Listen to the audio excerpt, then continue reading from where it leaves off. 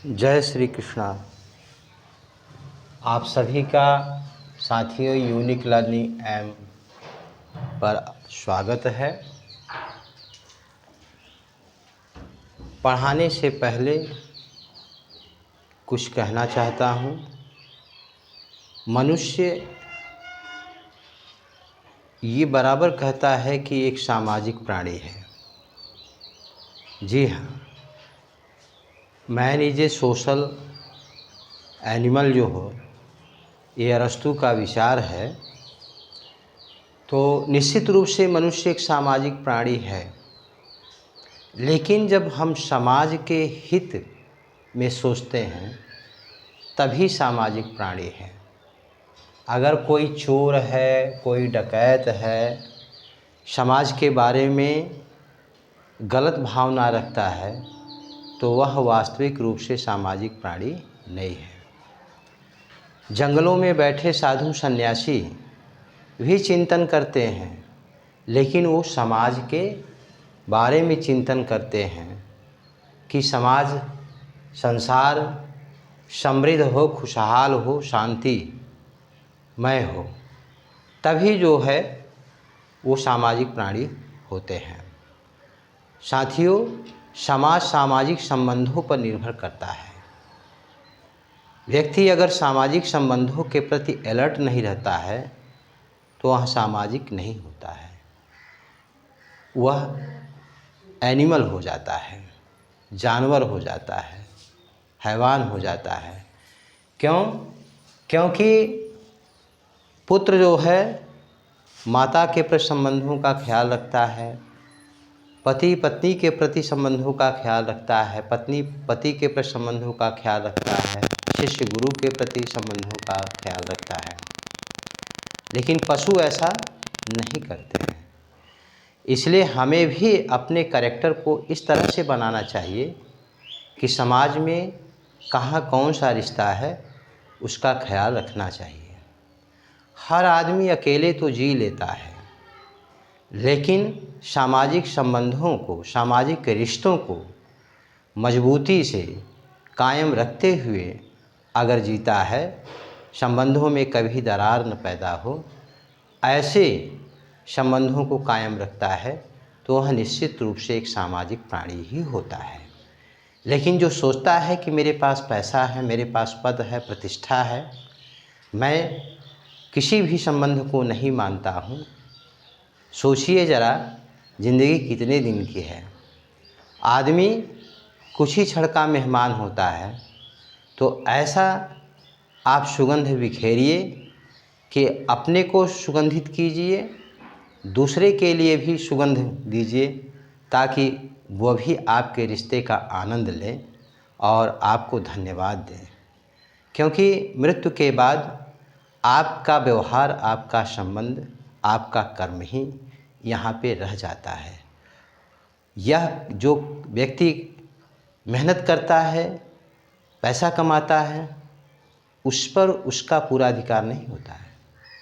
उसमें किसी का थोड़ा अंश होता है, किसी का ज़्यादा अंश होता है, लेकिन उसमें भी आपके कर्म में, आपके पूंजी में सभी का शेयर रहता है।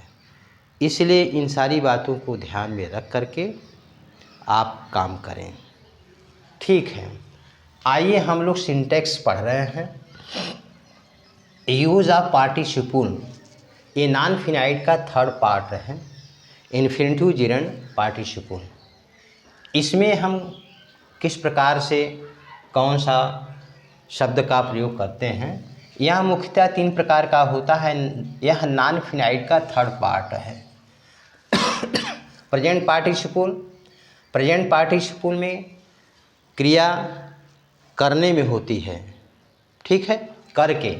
बार्किंग डॉग सेल्डम बाइट, भूखने वाले कुत्ते सेल्डम, बेयरली, स्केर्सली, रेयरली, हार्डली, ये सब का मैंने प्रयोग बताया था। ये नहीं के अर्थ में होते हैं, कभी नहीं काटते हैं। Seeing a lion she ran away, एक शेर को देख कर के वहाँ भाग गई, देख कर, तो इसमें क्रिया प्रेजेंट में रहती है। कार्य जो होता है, एक्शन जो हमारा होता है वो प्रेजेंट में ही होता है। परफेक्ट पार्टिसिपल में इसमें एक कार्य की समाप्ति के बाद दूसरा कार्य स्टार्ट होता है। हैविंग टेकन फूड, भोजन ले करके ही वेंट टू द स्कूल, भोजन का काम समाप्त कर चुका था, फिर इसके बाद वह स्कूल गया। The sun having risen I woke up, सूर्य उदय होने पर मैं जागा, सूर्य उगने का काम समाप्त हो चुका था तब मैं जागा। तीसरा हैविंग बीन यहाँ हमने लगाया है जब आपका वाक्य पार्टिसिपल, जब आपका वाक्य पैसिव वॉइस में हो तब बीन का प्रयोग करते हैं। हैविंग बीन बीटेन, पीटे जाने पर ही कंप्लेंट मी, उसने मुझसे शिकायत की। समझ में आ गया। तीसरा है पास्ट पार्टिसिपल। पहला है सी सा ए वोंडेड बर्ड, उसने एक घायल पक्षी को देखा। इसमें क्या होता है कि क्रिया जो है थर्ड फॉर्म में होती है और पहली क्रिया जो होती है वो सेकंड फॉर्म में होती है। सा पहली क्रिया है, वोंडेड बर्ड।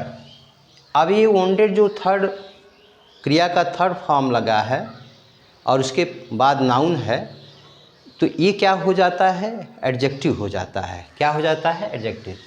तो कैसा पक्षी था, घायल पक्षी था, और कैसा का प्रयोग करने पर एडजेक्टिव फाइंड आउट हो जाता है। तो सी सा ए वोंडेड बर्ड। दूसरा है आई थ्रू अ टार्न शर्ट, मैंने एक फटी हुई शर्ट को फेंक दिया। ठीक है, टार्न कैसी शर्ट थी, फटी हुई, ये शर्ट की विशेषता है टार्न, तो इसलिए एडजेक्टिव हो जाता है। क्रिया के थर्ड फॉर्म को भी एडजेक्टिव माना जाता है, कब, जब उसके बाद कोई संज्ञा हो।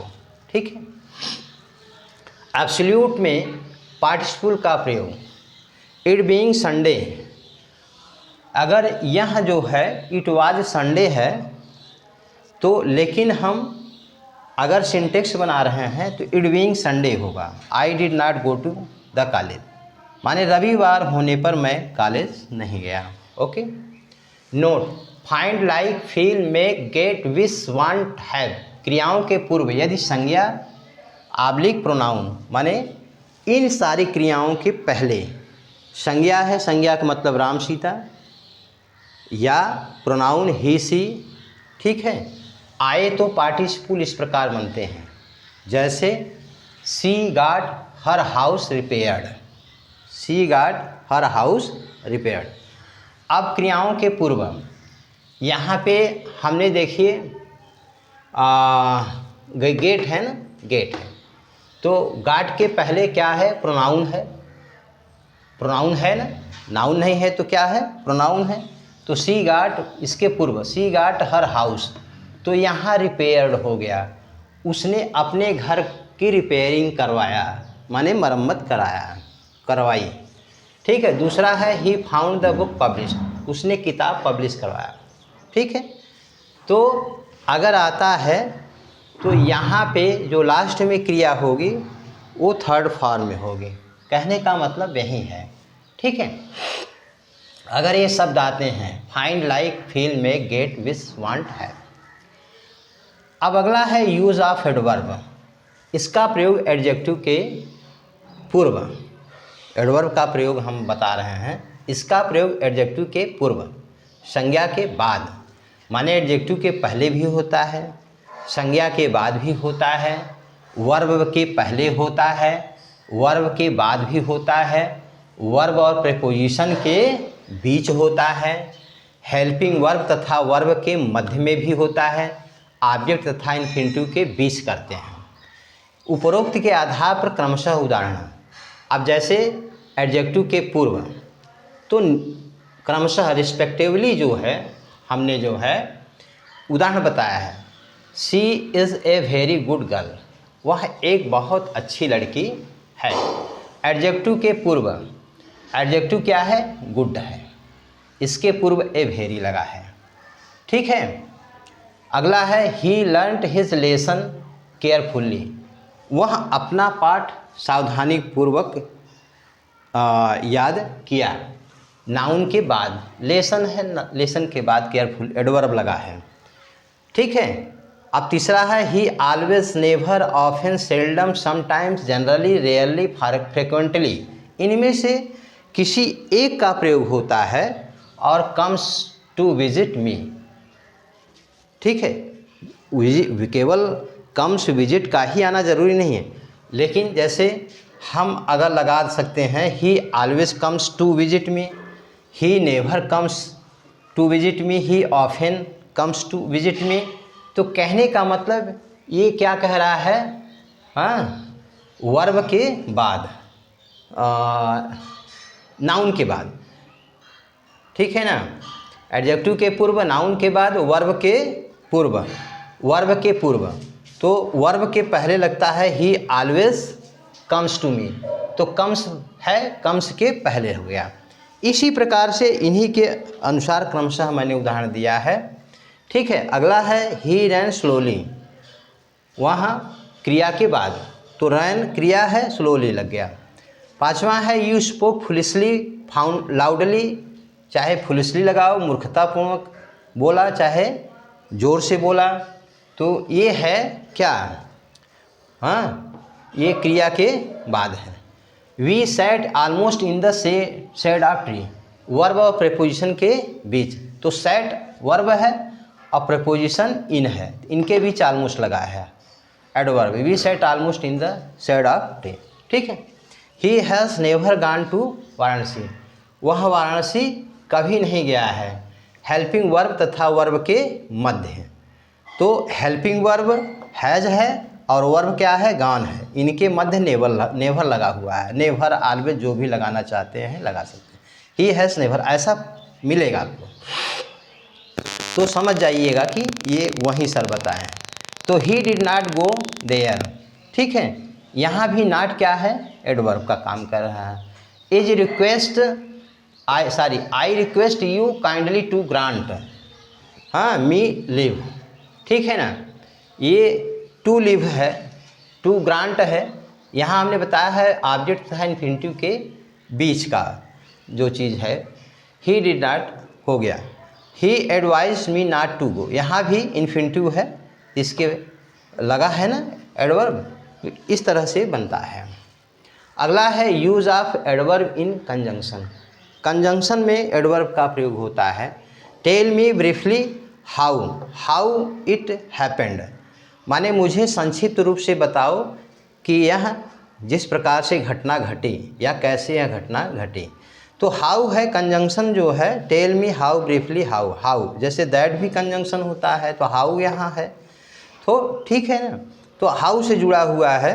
Tell me briefly how it happened, तो यहाँ ब्रीफली है।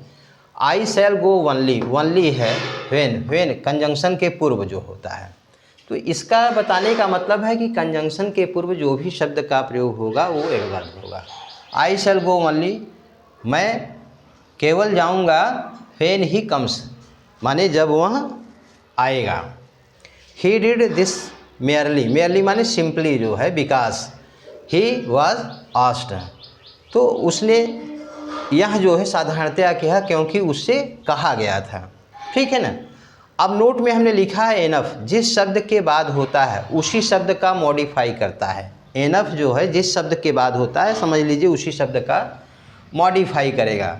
जैसे you are kind enough to help me, तो एनफ है जिस शब्द के बाद काइंड है, तो इसका जो है ये मॉडिफाई एडवर्ब है, ये बतला रहा है। ठीक है ना। और जबकि वनली जो है, वनली क्या है, एडवर्ब है, क्रिया है। तो एडवर्ब वनली जो है क्रिया और फ्रेज को मॉडिफाई करता है। क्रिया जो है एनफ जो है जिस शब्द के बाद रहता है उसको मॉडिफाई करता है यह, और वनली जो है, वनली क्या है, क्रिया और फ्रेज दोनों को मॉडिफाई करता है। जैसे he only promise to give me है यहाँ पर, ठीक है ना, यहाँ पे आपका मी है, तो मी रुपीज़, तो उसने केवल वादा किया था मुझे रुपया देने का, तो क्या है, वनली है। तो वनली जो है ये क्या है, किसको करेगा, ये क्रिया को करेगा। ही वनली प्रॉमिस्ड, प्रॉमिस को कर रहा है। अगला है he promised to give me rupees.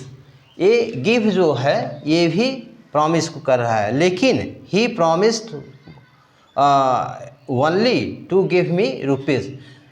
ये जो है प्रॉमिस को कर रहा है, लेकिन अगला जो है ये जो है he promise to give me rupees only. Only last में आया, तो लास्ट में जब ओनली आएगा तो पूरे फ्रेज को करेगा। जैसे 30 रुपीज़ ओनली, तो 30 रुपीज़ ओनली का मतलब कि 30 रुपये को वो पूरे को मॉडिफाई कर रहा है, माने उसे 30 रुपये मात्र, ठीक है ना। लास्ट में हम लिखते हैं तो पूरे का हिसाब कर रहा है, पूरे को काउंट कर रहा है। ठीक है बेटा, अब आप लोग साथियों ध्यान दीजिए।